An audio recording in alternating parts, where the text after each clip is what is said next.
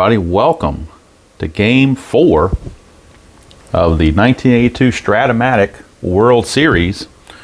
And in surprising fashion, the Royals have taken a 3-0 commanding lead, and they're looking to finish it off here in fine fashion with a sweep at Royal Stadium. And starting pitchers for Game 4, the number 4 pitchers for each team, or the way I deemed them, the number 4 starters. Scott Sanderson, 12-12, 3.46 ERA. You could argue he would be a 3-starter, and maybe Gullickson would have been the 4th starter, but it didn't really matter. They're kind of tit for tat. And Dennis Leonard, not that good in real life, 5.10 ERA, a 10-6 record, but he sure did have a fine game against the Brewers, so Royals don't look to be making too much of a step back here in Game 4. If it gets to a Game 5, then we'll go back to the Game 1 starters, which are going to be Steve Rogers for the Expos and Vida Blue for the Royals. Bringing the dice tray with the blue dice to represent the Royals. And Jim Fanning in panic mode. Obviously, I thought Game 3 was the old Elvis Presley now or never game, but I think obviously we're down 3-0. That kind of says it all. So the Expos trying to load their lineup with as many lefties as possible. Did a little bit of a shake-up. Nothing dramatic, I don't think, but a little bit of a shake-up. So let's see if I can't get this in here. Okay, we are looking at Tim Raines to lead off as the designated hitter. Al Oliver at first, Dawson in center, Carter catching, Cromartie's in right, Wallach's at third, Francona's in left, Spire at short, and Mike Gates gets his first start at second base, replacing Doug Flynn because he's a lefty. His error or his range is down 1, but his error rating's also a little bit better than Flynn. So, but if you remember in the NLCS, Gates had that big triple, big triple in the final game. So they're trying to catch some magic there. And of course, Scott Sanderson is on the mound. And for his hold rating, he's a -3 because Carter's a -3 and Sanderson's a 0. So that's a net -3. Now for the Royals, remember that Amos Otis was injured and will miss the rest of the series. So Willie Wilson will slide over and play center field. White's at second, Brett's at third, McRae the DH, Aikens at first. Jerry Martin switches from right field to left field. Wathan catches, Geronimo in right field because he's got the much better arm. You want a better arm in right field. Left field, you don't really need that great of an arm, but right field, you definitely want the arm. And then UO Washington at short. Pitcher catcher hold rating, Dennis Leonard is a +2. Wathan's a -1, so we got a net factor there of a +1. All right, so I think we're ready to go, best I can, on this Saturday morning. Get everything straight as best as possibly can. And of course, I'm playing this Saturday morning about 9 a.m., so I'm still drinking some coffee. I will upload this and post it as fast as I can this afternoon, depending on how YouTube treats me. Sometimes it takes a while to upload these things, but I'm going to try to get it uploaded by 2 o'clock if it'll let me. We'll see how it goes. All right, so Game 4. We are all set. Tim Raines, the designated hitter, will lead things off. And again, 3-0 for the Royals. They're looking to get the clean sweep if they can. If it does go to a Game 5, then I will post that. Actually, I'll record it right after this game, and then it will post probably on Monday, if it gets to that. But the Royals looking to end it right here. So Dennis Leonard to Tim Raines to start off Game 4. That's a 2-7. Raines, a 2-7. Always hits in column 2, and he found a ground ball to second. And there's one out. And there's one thing I forgot to do was mention the ballpark effects. Average day at Royal Stadium. Singles are 1-16 for both. Home runs, lefties 1-11, righties only 1-2. So lefties again get an advantage in today's game if it goes to a ballpark check. Here's Al Oliver, first baseman. 1-7, and that's a single for Al Oliver. 1-out single for Oliver. He is no threat to run. He will not even be held. And that brings up Andre Dawson. Now the havoc roll for Leonard because he does have a wild pitch chance of a 6. Wathan has no chance for a pass ball. and Leonard has no chance for a balk. So if we roll a 2, it's going to be irrelevant because there's no balk or pass ball check. We're only checking wild pitches. So it has to be a 1. And it hit right on cue, it's a 1. All right, a 1 to 6, and we got a wild pitch. And it is. Boy, that's just wild how that happens. Had 4 wild pitches in the other game, and I don't know why the D20 wants to roll low numbers when I'm doing wild pitch checks, but they seem to want to do that. So we'll keep Dawson. I don't know why I moved Dawson. He's still at bat. The wild pitch moves Oliver to second base, takes the double play out of order, and we'll roll again for Leonard. Make sure he doesn't get a 1 this time. He does not. Here's Andre Dawson looking for an RBI chance here in the first. Remember, game 3, though, Montreal took a big lead and didn't last long. 4-7, and that's a ground ball first base B. And I believe in advanced that the runner would not move to third, but in super advanced they do. So one of the good things there about super advanced is that happens with the ball hit to the right side. 2 down, runner at third now for Gary Carter. Now the wild pitch would really come into play if we get one, but we don't. So Leonard to Carter. 6-6, and that's a strikeout right off the bat. There's a dot there, but of course in the first inning he's not tired. So Dennis Leonard pitches around the single and the wild pitch. Expos come up empty. We go to the bottom of the first. It's Montreal nothing, and the Royals coming to bat. And Scott Sanderson, who was 12-12 with a 3.46 ERA. So you could argue he should have been the third starter and not Gullickson, but to me I think they're kind of interchangeable. Rogers and Lee to me are the definitive 1 and 2, but then you could make an argument about 3 and 4 all day long, I suppose. All right, here's Willie Wilson, who's now in center field, and he doesn't change his rating. He keeps that number 1 rating as a center fielder against Sanderson. 2-5, and it's ground ball to second, and the second baseman Gates makes the play. Big move there for the Expos to keep Willie Wilson off the bases. Here's Frank White. This doubles machine in the ALCS. 2-9, and he's going to have a chance at a triple or a double. 1-9 is a triple. 14, though, and he's back to his doubles machine again. Frank White with a 1-out double, and they're in the same boat that Montreal was with 1 out and a runner at second. Frank White will have to be held on because he's a better runner, so they will have to hold him on. Sanderson has chances at balks and wild pitches, but nothing happening here. Here's George Brett. Been rather quiet in the ALCS and the World Series, so boy, if he gets going, it could really be trouble for the Expos. 6-4, and that's a ground ball shortstop X, and they are holding the runner, and the shortstop is responsible. So Spire is going to drop to a 4 in this situation. That's a 13, so it probably won't matter. 4 and a 13 is a G3, so the runner's going to advance to third. We know that. Checking for an error. There's a 10. I don't believe there's going to be an error there. There is not.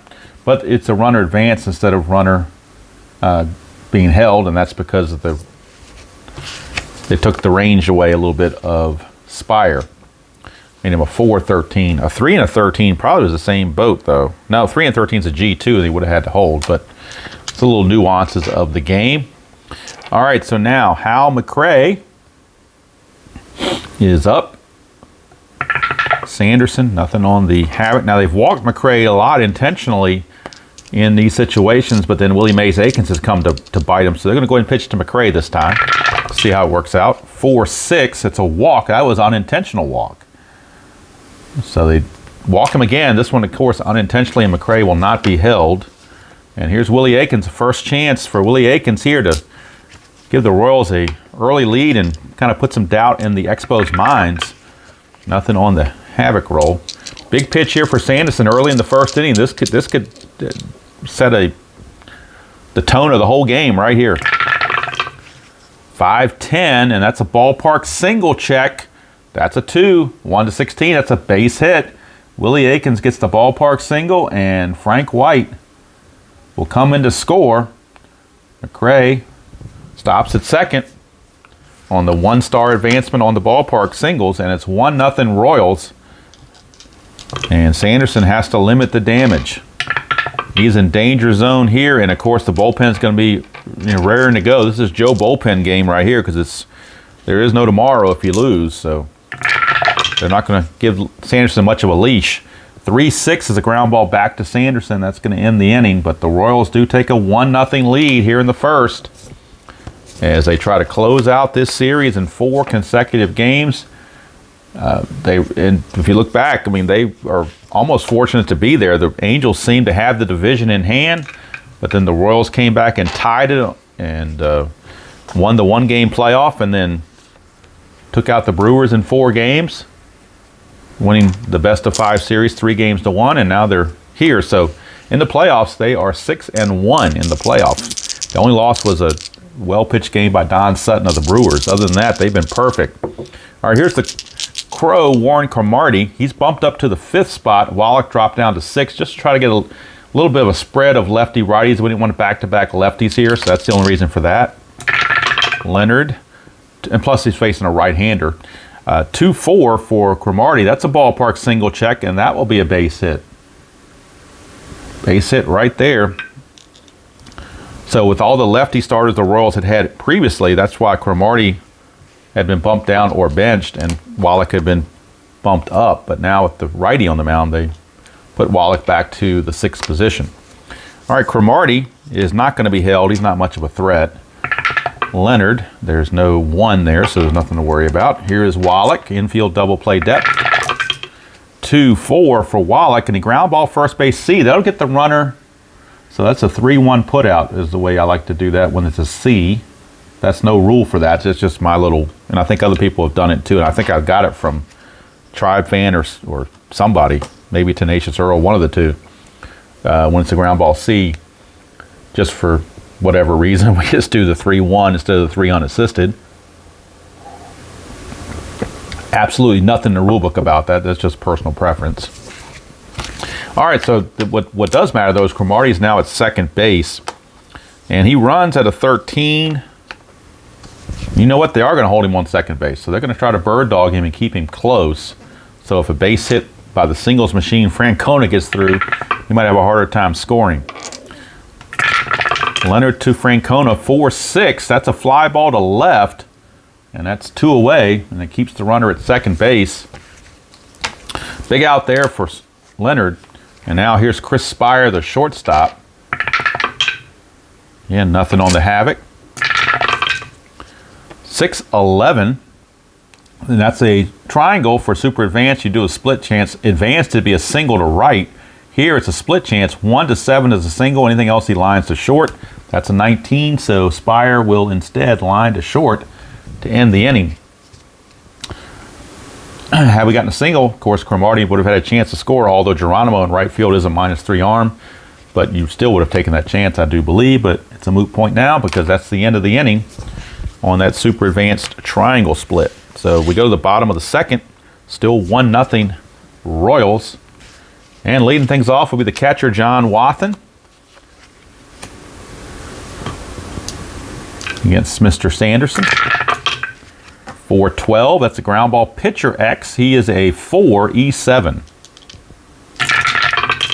4 and 18 is not a problem. He'll get to that. E7 and an 11 for a pitcher. There's a 12, but there's no 11, so Sanderson ekes that one out and throws it over to Oliver for out number 1. And now here's the right fielder, Cesar Geronimo. He's basically playing in place of Amos Otis. 6-9, and that's a strikeout. So Sanderson strikes him out, 2 down. And that'll bring up UL Washington, shortstop. Sanderson looking for a 1-2-3 inning. 6-4, switch hitter batting left. 6-4 is a ground ball shortstop X. Spire is a 3 E14. 3 and a 13 is good. And the E14 and a 7. E14 and a 7 for a shortstop is no problem. The 3 and the 13 is a G2, but that doesn't really matter. Nobody's on base. It's just a ground out to end the inning. So 1-2-3 inning for Scott Sanderson works out much better for him. We go to the third, still 1-0. Favor the Royals. Dennis Leonard has a fatigue of 7, as does Sanderson. So if they're effective, they can go at least 7 innings with no issues. Mike Gates gets his first start looking for bigger and better things. Fanning's playing a hunch, benching the normal second baseman Doug Flynn to go with Mike Gates. See if that pays off. 1-4 and a ground ball to second. There's one away. So that time it didn't work, but you're playing the percentages. You never know how it's going to turn out. Here's Tim Raines. 6-2. That's a walk. So a 1-out walk to Tim Raines, and he's definitely looking to get the jump. Again, with the combination pitcher hold rating +2 and a -1's a +1. So if he gets the jump, he'd be a 20. Then -2 for being held would be an 18. So 1 to 18 would be the almost guaranteed steal if Tim Raines can get the jump. He needs a 2 through 6 or an 11. And he gets the 2 through 6. That's a 3. So it's a good steal chance. 1 to 18 will do it.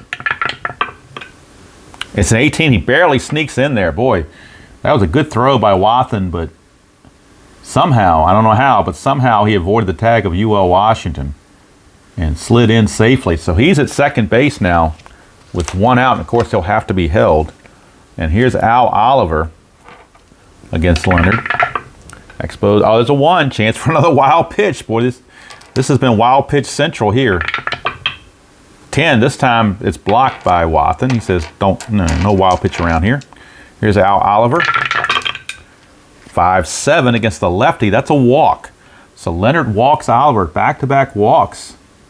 Puts first and second with only 1 out for the Hawk, Andre Dawson. This is where the Expos need to make hay. Got runners on base and their big guns coming up. Nothing on the Havoc. Here's Dawson. 5-6. That's a single, 2 stars, and the Expos are on the board. And they're looking for more. They have now tied the game at 1. If I can write a B in there, that would be great. Penmanship has never been a strong suit, but that's okay. All right, so now Dawson has a chance to steal and get in scoring position. So with runners at the corners, he has a 2 through 5, 11, or 12. Oh, that one shot the coop, so we'll try that again. Whoops. Don't know how that does that. 7, he will not get the jump, but he will be held. So runner Dawson is held at first base. Runner Oliver at third. Of course, you're not holding him on third. That would be ridiculous. All right, so now Leonard to Carter. The Royals are playing for double play depth. They need a double play to get out of the inning bad. 2-8.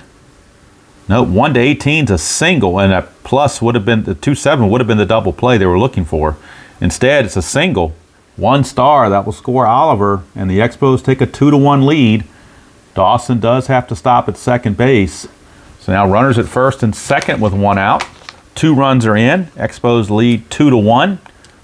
And now the Royal bullpen might start to see some activity. And the one thing I forgot to mention is when and let me find him now. Talked about it, now I can't find him. When Amos Otis got hurt, the Royals were able to add a player to their roster. So they have added a 10th pitcher, David Frost. They didn't really have any good options off the bench for position players. So they are using David Frost. He was 6-6 with a 5.51 ERA and 14 starts. He does have a relief rating. So he's just there, for to give him an extra arm in the bullpen just in case. I don't think he's going to pitch in any high leverage situations. He's there if there's a blowout one way or the other, and just to give him some backup in the bullpen. He probably won't see any action, but you never know. But just in case you're curious, that gets them back to the 25-man roster, so they are not playing a man short. Here's Cromartie, first and second. There's a 1 again. 6, it's another wild pitch. Boy, this has just been wild pitch central around here. Wild pitch central. Now Cromartie is still there. Now the infield's going to come in. That's going to take the double play out of the situation and brings the infield in. So there's a lot of things that happened on that one. So here is Cromartie. Leonard 3-3. That's a ground ball first base B. I think they're going to get the force or the out at the plate. Let's double check that. 3 and a 3. And I'll use what I'm using here is the super advanced chart for running. And if you look at the super advanced chart for running, first and third, ground ball B is a 7. 7 says batter safe, lead runner is out. So Akins throws to Wathen, and they put the tag on Dawson. It's going to go 3-2 for the fielder's choice. Carter will go to third. So runners are at the corners with 1 out. 2 are in, but the Royals cut off that run by playing the infield in. Had they played back, that would have been another run. So it stays 2-1, but there's 2 outs, and Wallach, a dangerous hitter, is still up against Leonard. Infield back to normal. Nobody's being held. 2-7, that's a fly to center, and that's going to end the inning. So Leonard gets out of it. Could have been worse. Expos get 2 and take the lead, but he has kept his team in the game by getting that out at the plate. So here we go to the bottom of the third. It's now 2-1 Expos. First time they've had a lead in quite a few innings since about the first or second inning of the previous game. Here's Willie Wilson. We're back to the top of the order for Wilson. 3-6, and that's a single. And brace yourself, there's going to be more running on the bases. Willie Wilson to get a jump. It's a 3-6.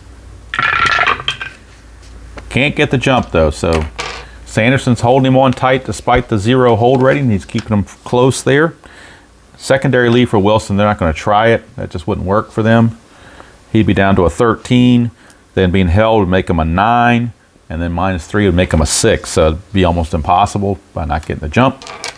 So here we go. Frank White, the batter. I already rolled that for that, so I don't need to worry about that because that was done on the steal chance or jump chance. So I didn't have to do that. That was my bad. Here's Frank White. 2-5. That is a single to right field for Frank White. Willie Wilson was being held on. He runs at a 17. He was being held on, makes him a 16, but the ground ball to the right side, you add 2, gives him an 18. Right fielder arm is Cromartie a 0. Now, 1-18, he goes to third, but if you try for him at third and don't get him, White will move up, so they will cut the throw because the odds just are not there to try that, and they don't want the go-ahead run getting into scoring position, plus they want to keep the double play in order. So Frank White will be held. He won't go anywhere, but he will be held. Double play is in order. Expos actually are playing back for the double play. They will trade the run for 2 outs because they need outs. Sanderson now to Brett. Nobody out. Runners at the corners. 112 for Brett. That's a single. It's a clutch, but there aren't any outs, so the clutch does not come into play. Brett gets an RBI single. And Frank White, not going to run on Dawson's arm. He will stop at second base. But we got a tie game, 2-2. We are tied at 2, and still nobody out with runners at first and second. And the Expo bullpen already in action. They have, boy, who do they want to bring in? They have Dan Schatzeder, the lefty, loosening in the bullpen. Let's see, Brett, I don't believe, let's see, is he going to be held on? He is going to be held on because he would get a good jump if he didn't. Plus he runs fairly well. So let's see here. Runners at first and second. Well, he can't be held because it's runner at second. My bad, never mind. First and second, they need a double play bad. Hal McRae can hit into some double plays. 6-7. Ground ball, second base X. This is a chance for a double play since nobody's being held. Second baseman keeps all their ratings. Gates is a 3, E13. 3-3 though, that's trouble. 3-3. That's going to probably get through for a base hit. 3-3 is an SI1. A 2-3, which Flynn was a 2. That would have been a ground out with runners advancing, but here it's a single. It is a single, SI1, so that's going to load the bases. So that's one instance where playing Gates at second hurt them. But they're going for offense too, so you got to play the percentages here. Bases are loaded with nobody out. Boy, what do you do here? I don't know if you can go with Sanderson too much longer. He's really struggling, and you're down. You might need somebody to come in and turn the table for you. Actually, they're going to bring in a new pitcher. It's not going to be Schatzeder because they're going in the middle of an inning. They're going to bring in Woody Fryman. So Fryman's coming in, and like I said, this is Joe bullpen game, so do what you can. Fryman 9-4, 3.75 ERA and 12 saves, but this might save the game for him right here if you can get out of the inning, because you're already tied 2-2, but the bases are now loaded, and you're trying to minimize the damage as much as possible. You do have a lefty-lefty matchup with Willie Aikens. Now, do you play the infield in, or do you play double play depth? You know what? I think you're going to play double play depth because you got to get some outs. You have to have outs here. There's just no question about it. And let's see. Yeah, there's a, what does he have here? If he rolls a 1-6, it gets through the infield, or 3-2, it gets through the infield for a bit. You know what? They're playing the infield in. They're going to try to get that double play to the plate and then to first. So I take that back. They are playing the infield in. First, we're checking the havoc. Nothing's going on. Woody Fryman to Aikens. 1-3, and that's a ground ball to shortstop A plus an injury. So Willie Aikens, and had we left Sanderson in there, that would have been a ballpark single. That would have given up a run. So at least initially, good move there. Shortstop A with the infield in, and I'm pretty sure it's a 1-2-3 double play, but we'll double check it here. Infield in, bases loaded, ground ball is a 9, batter out, runner on third out, double play. So there you go. So it's going to be, we're going to call this a 6-2-3 double play. Brett will move to third. McRae will move to second. But now we got to check the injury on Willie Aikens. So Willie Aikens, he could be lost for the rest of the series. So Royals need to check their depth here. But they do have Lee May they could bring in and play first base. That's not that big of a problem. But we are checking for an injury. And let's look at the injury chart. If we roll a 1-4, he's okay. 6, he can remain in the game. 1 through 6, he can remain in the game. Anything above a 7, he's going to miss some time. Well, 5 through 6, I'm sorry, he misses the remainder of the game. And 13, he's going to be out for the rest of the series.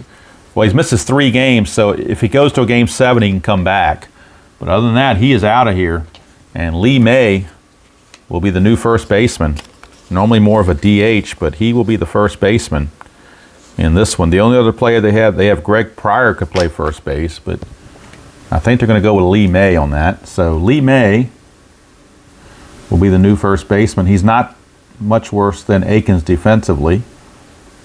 They're kind of mirroring each other a little bit.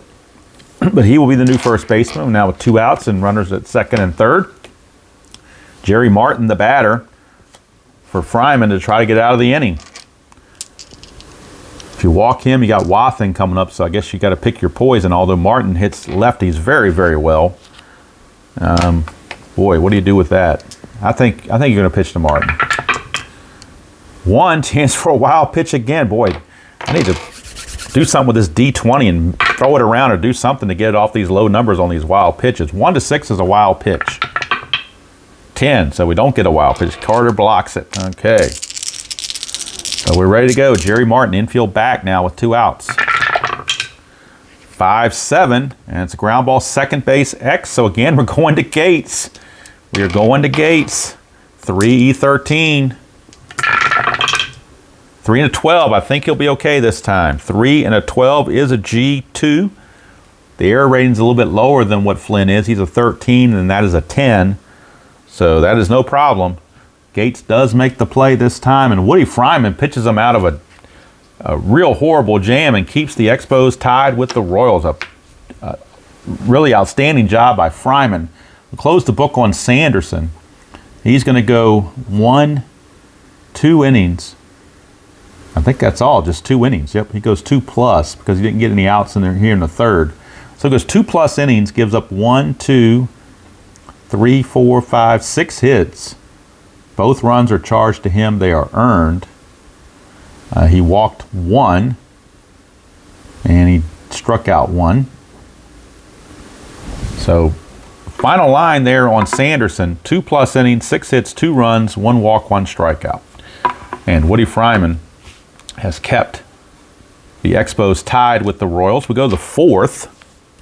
Dennis Leonard back out. Of course, the Royals have a lot more luxury sticking with Leonard a little bit longer because they've got the 3 games to none cushion. Terry Francona will lead things off against Leonard. 3-4 for Francona. That is a fly to left. Did the same thing in the 4th inning, flying to left. So he's 0 for 2.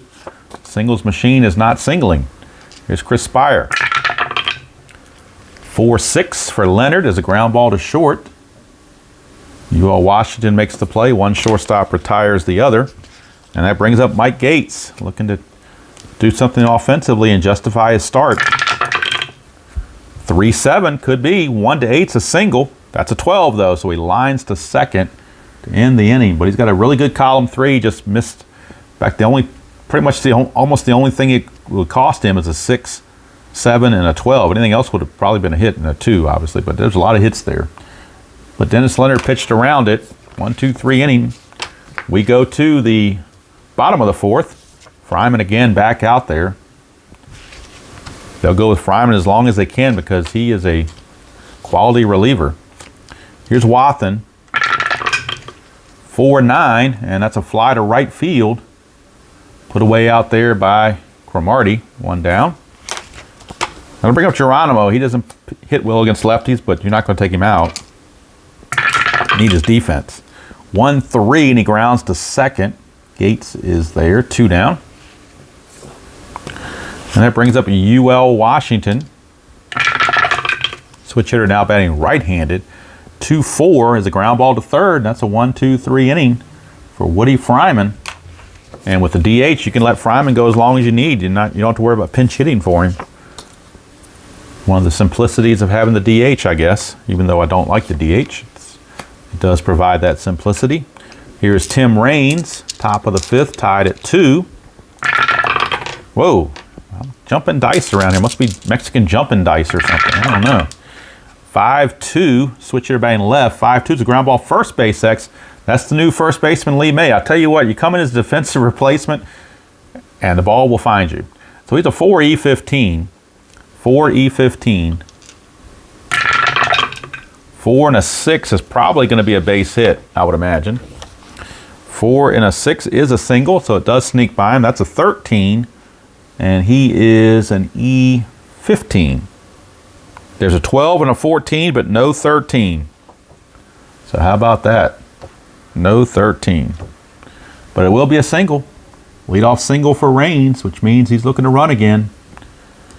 And again, it's a +1 for Leonard, so it'll be a 1-18 if he gets the jump. He needs 2 through 6 or an 11. And he gets it, so it's a 1-18. And he's in there. Another stolen base for Raines. His second stolen base of the game. This one happening with nobody out, so he's got a better chance to score. He will have to be held. Al Oliver, the batter. Single and a walk for Oliver. 5-7 against the lefty. That's a walk. So another walk to Oliver. Puts runners at first and second. Nobody out for Andre Dawson. And now the Royal bullpen starts to stir down there as they have left-hander Bud Black.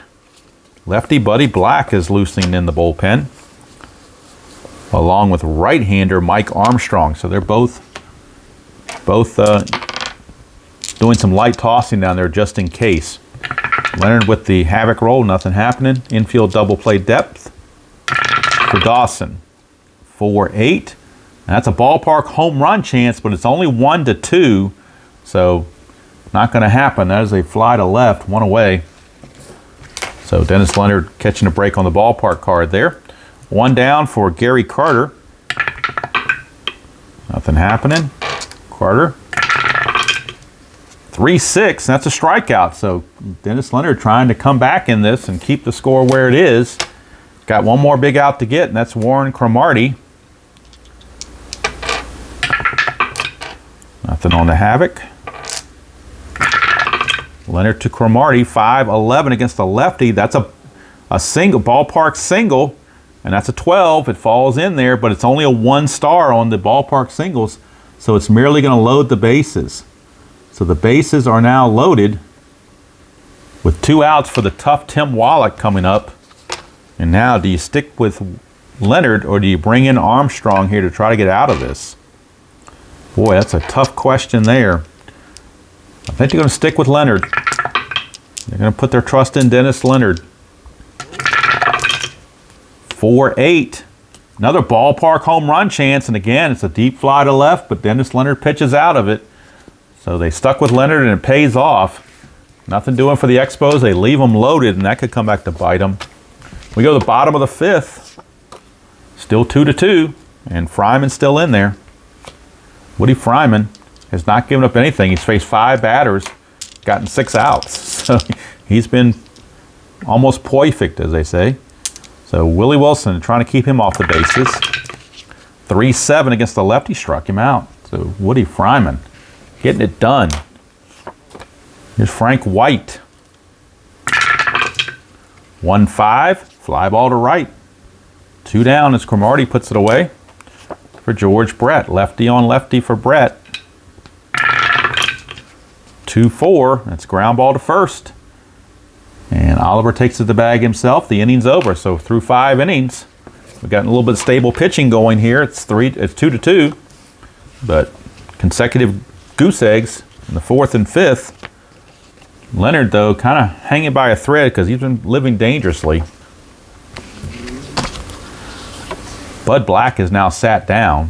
So is Armstrong. So they're going to let Leonard start the inning fresh and without anybody behind him in the bullpen. 4-6, and that's a fly to left. He's not tired yet. So Francona, again, that's his 3rd consecutive fly ball to left field. He seems to like hitting it out there, but Jerry Martin puts it away no problem. Here's Chris Spire. 6-8, and that's a ground ball second base X. That's Frank White. He's a 1, so we know he's going to get to it. We're just checking for an error. He's an E20, and that is a 13. E20. There is a 13, so he got to it, but he bungled it. There's an E20, and that's a 13 right there. So E4 on Frank White. Should have been an easy play, and I don't know if he just lost concentration or what he did, but Spire's aboard. He will not be held. And here's Mike Gates. Can't blame that one on Leonard. That was the pitch he needed, but Frank White just kind of crapped the bed on that one. Here's Gates. 3-3, and that's a walk. And now all of a sudden, the Expos have something going. That error could open the door. Because now you flip the order over to Tim Raines, and now the bullpen is again loosening for the Royals as Bud Black and Armstrong are both again up loosening. Leonard to Raines with 1 out in 1st and 2nd in the 2-2 tie. 1-3 for Raines. That's a ground ball second base A with the plus sign, but the infield's not in, so that's a double play. 4-6-3. Turned by the Royals, and they needed it big time. Dennis Leonard appreciated it. Raines hitting to the twin killing. Gets him out of the jam. Dennis Leonard has pitched 6 solid. Giving up just 2 runs. Well, I say solid, but it's been iffy, but he's made it work. It's a quality start. 6 innings pitched, 2 runs. However you look at it, it's a quality start. Here's Hal McRae against Fryman. He's the only batter Fryman has not faced yet in the starting lineup. 1-4. And that is a ground ball back to Fryman. 1 away. So they're going to keep Fryman in there. He will now face Lee May. First time facing May since he took over for Akins. That's a 3-10, and that's a ballpark home run chance, but again, it's only 1-2, so the 11 is just a deep fly to left. 2 down, so Royal Stadium is helping the pitchers out here. And here's Jerry Martin. 6-9, and that's a strikeout. How about that? Woody Fryman has retired all 11 he has faced and gotten 12 outs out in doing so. So we go to the 7th. Boy, he is pulling a Bill Castro from the other game. That's for sure. From game 3, he's pulling a Bill Castro. All right, now Dennis Leonard, this is his fatigue inning. Facing Oliver, Dawson, Carter, and Cromartie. Boy, do you keep with Leonard or do you go to somebody in the bullpen? Perhaps. Bud Black has not appeared in the series, I don't believe. So they're going to bring in Bud Black. Leonard's going to be capped at 6 innings. Black 4-6, 4.58 ERA, 14 saves, but he does have a relief rating on his card. So he'll be coming on in back of Leonard. We'll close the book on Leonard. He goes 6 innings, gives up 2 runs, which were earned. Let's check his hits. 1, 2, 3, 4, 5, 6. Got him for 6 hits. Did walk quite a few. 1, 2, 3, 4. I got him for 4 walks plus 2 wild pitches. So his control was not exactly stellar. And strikeouts. 1, 2. I just have him for 2 strikeouts. So unofficially, I did it kind of quick. Unofficially, that's what I got for Leonard. I got him for 6 innings pitched, 6 hits, 2 runs, 4 walks, 2 strikeouts. All right, so we're turning it over now to Bud Black. Lefty on lefty facing Al Oliver to start the top of the 7th. In a 2-2 tie here in Game 4. Must win for the Expos. 5-12, and that's a ground ball first base X. That's Lee May. He's a 4, E15. 4-9, that could be trouble. 4 and a 9. Nope, actually it's a G3 with a pound sign, but he's not playing in, so he will make the play with a ground ball C. And then that is an 8, and he is an E15. And there's a 7 there, but there's no 8 there, so it's a good play. Lee May wasn't pretty, but he got it done, flips it over to Black, and there's 1 away. All that counts is that they got the out. It doesn't matter how it looks. Here's Dawson. 4-9, and that's trouble. That's a base hit on a 20. 11-20 is a single, so it's a base hit for Dawson. He will be looking to get the jump. Bud Black is a +2. The same as Leonard was, so there's still a +1 for getting the jump, or for stealing. To get the jump, he needs a 2 through 5, 11, or 12. He does not get the jump, so he will have to stand pat. Of course, he will be held. And here's Gary Carter. Armstrong still loosening in the bullpen, just in case Black falters. 2-2 for Carter against the lefty is a low max. Line out to third, Max. Look at that. 2-2 is a low max. How about that? He lines it to third, snagged by Brett, and Brett throws over to Lee May to double him off the bag. So it goes 5-5-3 double play. Ends the inning. Boy, that low max came up just at the right time for the Royals, as it really helped them get out of a jam. Gets Bud Black off the hook. And we go to the 7th inning stretch, tied at 2. It's probably one of the first times Lomax has come up with people on base. Usually I get that result with the bases empty the majority of the time, or at least it seems that way. So now we go to the 7th inning stretch, tied at 2. And again, Woody Fryman, he has given up nothing, so he's certainly not tired. They're going to ride that horse as long as they can ride him. Of course, if we get to a Game 5, he will not be available in Game 5. If we get to that, he will have to sit out because of fatigue. But they just want to get there. Fryman now, 3-8 to Wathan. That's a fly to left. There's a clutch, but nobody's on base, so it's just going to be a fly to left. 1 down. Brings up Cesar Geronimo. And they really don't have any right-handers that can play the outfield, I don't believe. No, I don't see any. Steve Hammond's a backup outfielder, and so is Jamie Quirk. They're both left-handed. So they really pretty much going to have to stick with Geronimo. 4-9, and it's a fly to center. So yet another retired by Woody Fryman. And here's UL Washington, the shortstop. 4-6. And finally a base hit off of Fryman. It's going to be a base hit, a 2-out single by UL Washington. First hit given up by Fryman. UL Washington. Now Fryman is a -2 hold and a -3 for Carter. So that gives you the full -5. That's the max you can have on a hold is -5. So that's what he gets. Plus the -2 for being held makes him a -7. So if he gets the jump, it'd be a 1 through 11.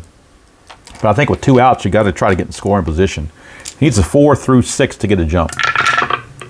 He does not get it, so not to worry about it. Flips the order over, though, to Willie Wilson, and now the Expo bullpen is loosening. in case Fryman is starting to fatigue, they do have right-hander Bryn Smith in their bullpen. Sorry, they do have Bryn Smith in the righty in the bullpen loosening just in case. Fryman to Willie Wilson. 6-12 against a right-hander. That's ground ball pitcher X. He's a 2E21. 2 and a 9, I believe, is okay. I'm not mistaken for a pitcher. 2 and a 9 should be. And it is. It's a G3, but that's all they need. That's a 10, and he's an E21. There's an 11, but no 10, so it's a good play for Woody Fryman. Wasn't pretty, but he got it done. So how about that? Woody Fryman keeps him in there. We go to the 8th, still tied at 2. And let's see, Cromartie, Wallach, and Francona, 2 out of 3 are left-handed, so they're going to keep Bud Black out there and see what they can do. Against Cromartie here in the top of the 8th, tied at 2. 5-5, that's a fly to left.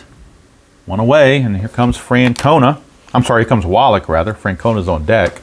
Wallach has been quiet. He's 0 for 3. 112 against the lefty. That's a single. There's a clutch there, but nobody's on base, so the single will stand. He will not. He will be held, actually. Wallach will be held. He is a threat to steal. He did steal 6 bases on the season. He's not going to try anything, but he will certainly be held.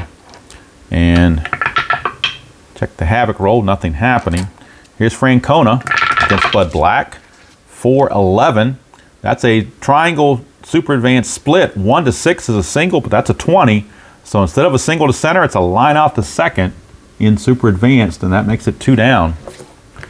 And now here comes Chris Spire. So Bud Black trying to go through 2 innings unscathed. Havoc roll, nothing happening. Here's Spire. 3-5, and he flies to left to end the inning. So Bud Black goes 2 innings. I think they're going to cap Bud Black there. Or maybe not. We'll wait and see. They might keep him out there. We'll see how they want to play it. Now, what about Woody Fryman? He's gone 5 innings. So I think you're going to cap Woody. I think you're going to cap Woody Fryman at the 5 innings right here. I don't think he can go any further than that. Not to be realistic. So he's going to go 5 innings, give up just 1 hit and no runs. He struck out 2, didn't walk anybody. So stellar performance there from Woody Fryman. 5 innings pitched, only 1 hit, and that was the hit by UL Washington. And just incredible relief pitching, and kept the Expos in the game for sure. They would have been definitely in trouble without that. All right, so Bryn Smith is going to come on 2 and 4, 4.20 ERA, 3 saves.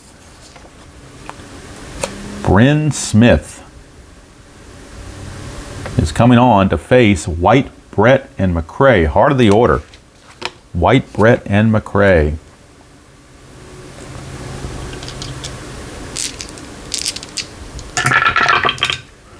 .47 on Bryn Smith. 1 to 11 is a single. That's a 10, so it's a leadoff single for Frank White.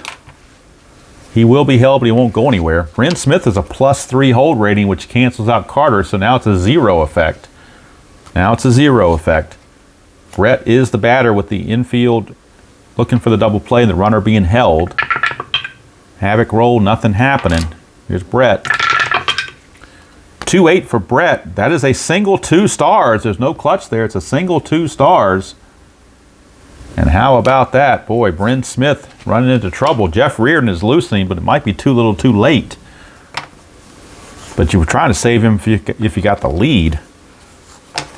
But he is loosening now to try to see if he can come in and help Bryn Smith out. Right now, the infield is playing in. They have to. They can't afford to give up a run because Quisenberry is loosening the Royal bullpen.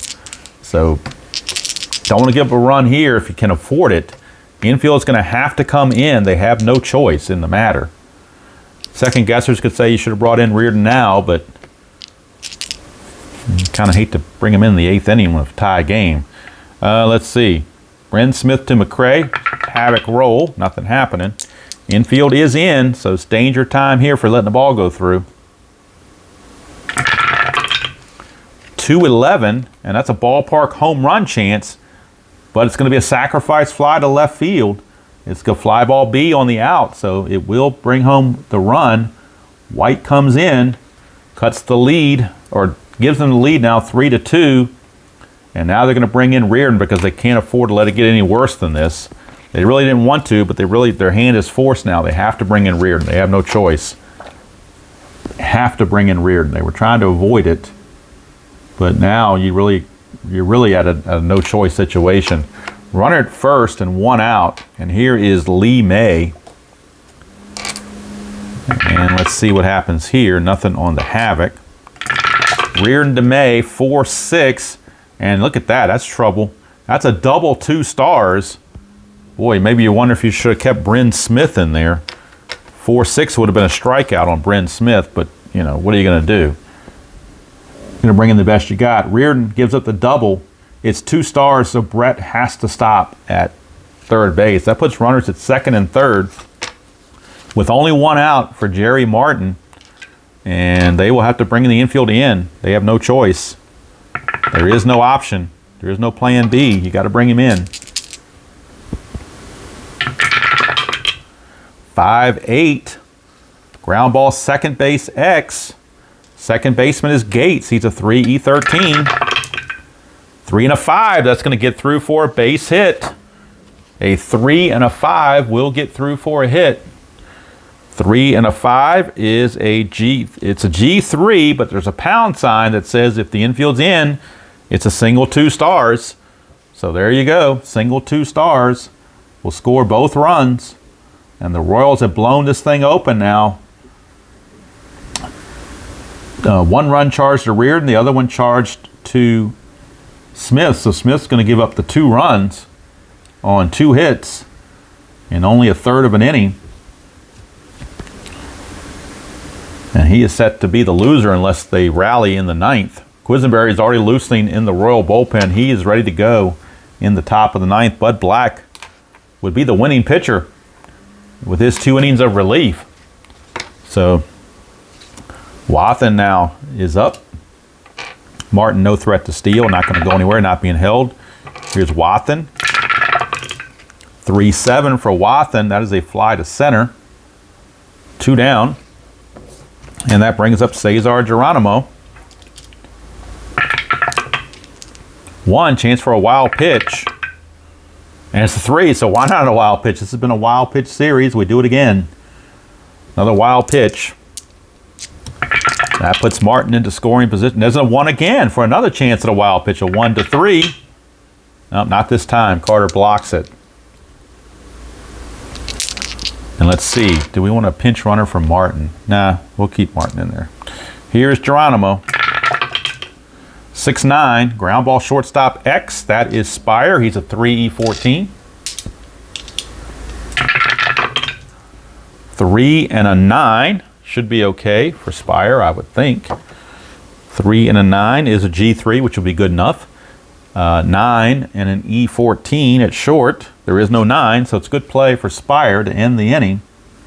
But damage done. 3 runs are in here in the 8th inning, and they take a 5-2 lead. One of those runs is charged to Reardon as he gave up, in 2/3 of an inning, he gave up 2 hits and a run. No walks, no strikeouts. For Bud Black, in his 2 innings of work, he gave up 2 hits in the 2 innings, but nothing else. No walks, no strikeouts, no runs, and he is on track to be the winner as we go to the top of the 9th. Last chance for the Expos, or it's a quick 4-game sweep of the Royals, which I definitely did not see coming. But what are you going to do? And also the Royals now will bring in a new defensive left fielder. They're going to bring in Steve Hammond to place Martin. He's a better defender. His range not quite as good as a 3, but his error range is much better as a 3, and his arm is a -1. So Steve Hammond will take over in left field as a defensive replacement for the Royals. All right, now the biggest replacement for the Royals is the Quiz. Dan Quisenberry coming in to try to close it out. 9-7, 2.57 ERA. 35 saves in 1982. And it's the bottom of the order. Gates followed by Raines and Oliver. Let's see if they want to go to the bench for some pinch hitting. Gates has not done well. He's 0 for 2 with a walk. Who do they get on the bench that can hit?